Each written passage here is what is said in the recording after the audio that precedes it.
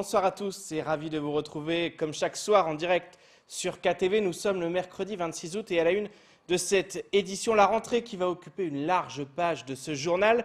Ce matin, Gilles Albou est parti à la visite des écoles du sud et de l'ouest de l'île. Après Chirangui et Port-Rouani, le recteur a fini sa visite par l'école de Sada 3, située sur la commune du même nom. Paul Arthur Avit a pu le suivre sur cette visite, pas comme les autres. Reportage. État des lieux des travaux de réfection des écoles, sensibilisation aux gestes barrières, cette visite du recteur dans les différentes écoles se voulait simple mais a surtout servi à motiver les différents maires à construire plus de classes au sein de leur commune. Il y a encore des travaux qui ne sont pas finis, on le voit là parce qu'il y a eu une rupture de béton pour un bloc sanitaire, donc on va surveiller ça de près. Et puis à Sada et à Chirangui, on se projette aussi, comme dans les autres communes, vers l'avenir. Et l'avenir, c'est construire des nouvelles salles de classe. Ici, on a un projet de nouvelle école, de nouveaux groupes scolaires avec 15 nouvelles salles de classe. Il faut qu'on accélère ces programmes de construction. Il faut aussi maintenant qu'on anticipe la scolarisation obligatoire des 3-6 ans et le passage progressif au rythme scolaire en 8 demi-journées et la fin des rotations. Pour cela, des points seront organisés dans les différentes communes pour que d'ici 4 à 5 ans, il n'y ait plus de rotation sur l'île et que tous les enfants de 3 à 6 ans puissent être scolarisés.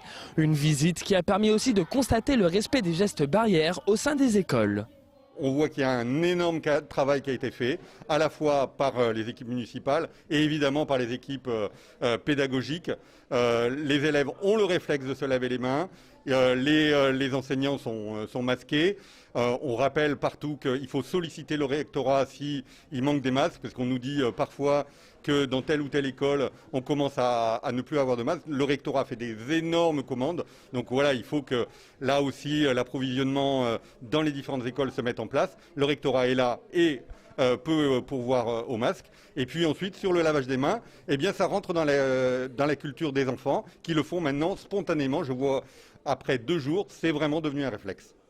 Un constat encourageant et qui montre que les enfants ont compris le message. Le recteur en a profité pour faire une démonstration de lavage des mains efficace pour lutter contre le virus. Une scène qui a beaucoup plu à l'Assemblée présente. Et alors que le recteur continue de s'assurer que la rentrée se passe dans les meilleures conditions, les syndicats, eux, pointent les dysfonctionnements. C'est le cas du SNES qui juge les moyens largement insuffisants.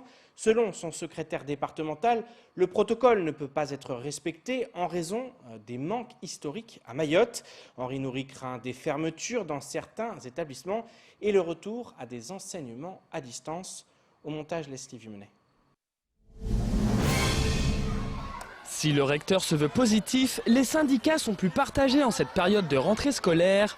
En effet, les problèmes à Mayotte ne datent pas d'hier et certains vont à l'encontre des règles sanitaires à respecter. C'est notamment le cas du sureffectif dans certains établissements de l'île.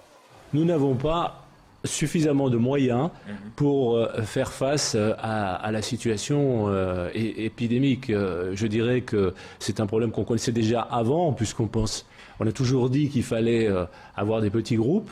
On n'a pas attendu l'épidémie de coronavirus, mais depuis l'épidémie de coronavirus, ce besoin d'avoir des petits groupes se fait sentir encore plus, puisque là, il s'agit d'une question de protection sanitaire de l'ensemble de la communauté éducative.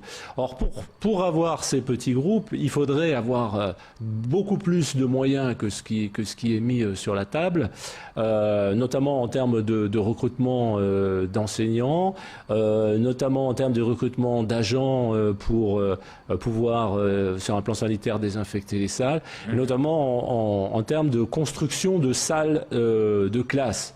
Tout cela n'est pas suffisant. Les effectifs de Mayotte, les établissements scolaires de Mayotte sont en sureffectif. Un manque de moyens qui, selon Henri Noury, ne permettra pas de respecter le protocole établi par les autorités.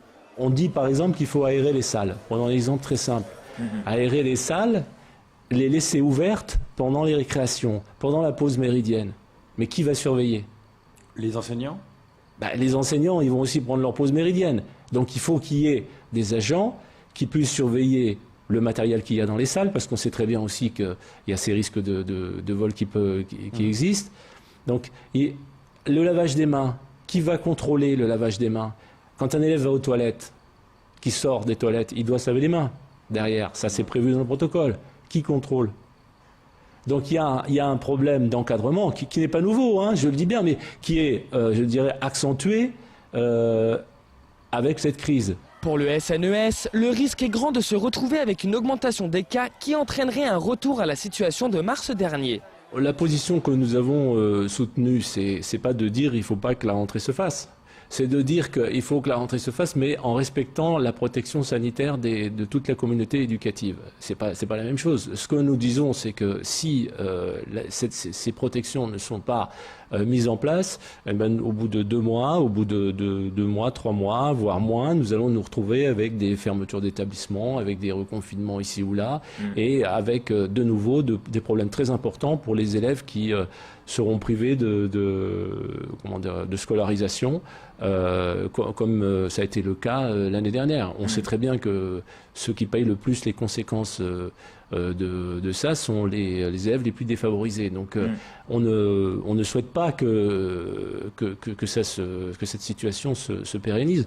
Si personne ne souhaite un retour en mode degré, il est évident que le risque existe, de quoi inciter parents, élèves comme corps enseignants à la plus grande vigilance.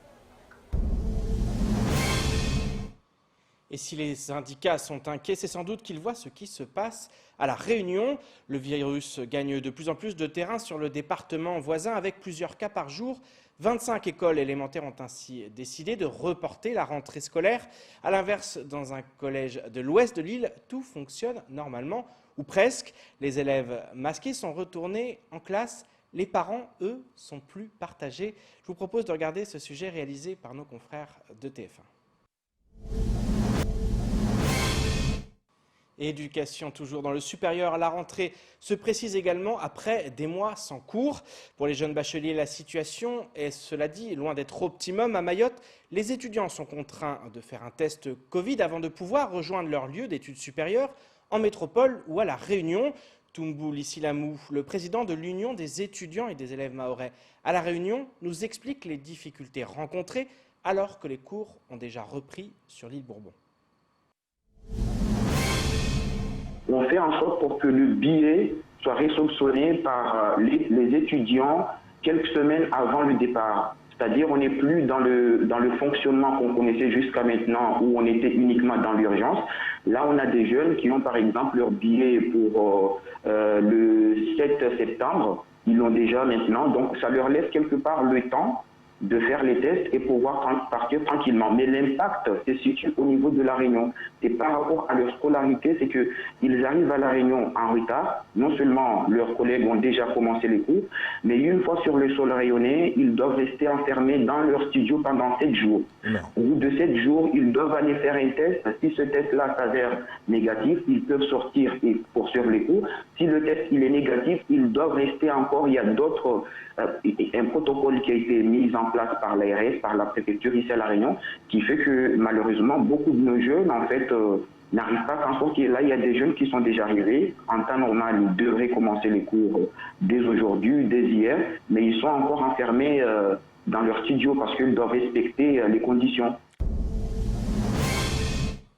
Et je vous propose de regarder le reste de l'actualité locale avec notamment les craintes liées à la crise de l'eau ou encore le préfet qui pointe du doigt les sapeurs-pompiers en grève. Au montage, Leslie Vumenet. Hier, les représentants des sapeurs-pompiers en grève ont été reçus à la préfecture. L'occasion pour l'institution de rappeler qu'elle n'est pas partie prenante dans ce conflit et que les soldats du feu doivent se tourner vers les élus du conseil départemental. Quelques heures après cette réunion, le préfet a publié un communiqué pour condamner fermement, je cite, les dérives de la manifestation du 25 août. Selon lui, au cours du mouvement social des sapeurs-pompiers, des véhicules ont été volontairement endommagés, une partie des locaux du siège du conseil d'administration ont été dégradés, des menaces ont été proférées et des insultes ont été lancées hier à partir de 14 h. Jean-François Colombet condamne fermement ces méthodes qu'il juge intolérables et indignes d'une démocratie apaisée. Une plainte a été déposée pour que la lumière soit faite sur cette affaire. De leur côté, les représentants des pompiers nient en bloc la véracité de ces accusations. Pas vraiment de quoi apaiser les esprits. L'île est à nouveau soumise aux coupures d'eau, 3 ans après une crise qui a marqué les esprits. En 2017, les habitants du Sud ont vécu de longues semaines au rythme des tours d'eau avec des coupures plusieurs jours par semaine. En ce mois d'août 2020, c'est toute l'île qui est concernée et qui va devoir s'habituer aux coupures. En effet, les ressources en eau s'amenuisent dangereusement, tandis que la consommation quotidienne est actuellement trop importante pour être satisfaite par nos usines de production.